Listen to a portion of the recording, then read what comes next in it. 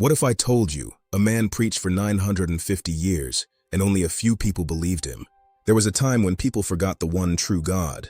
They worshipped idols made of stone, wood, and clay. Corruption spread everywhere. The strong oppressed the weak.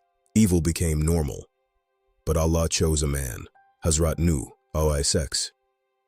For 950 years, Hazrat Nuh, a.s. called his people toward the truth.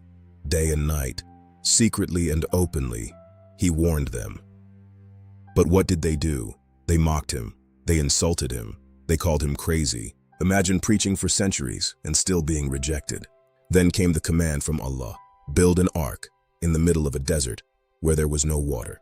People laughed. Have you gone mad, Nuh? But he did not stop. He trusted Allah.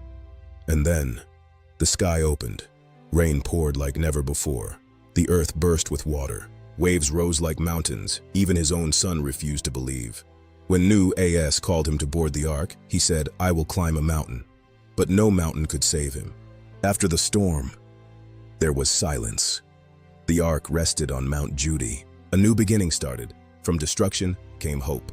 What do we learn? That truth is not about numbers. Even if you stand alone, stand for what is right. Patience, faith, and trust in Allah always win. If this story touched your heart, like, share, and subscribe. Because these are not just stories. They are lessons for life.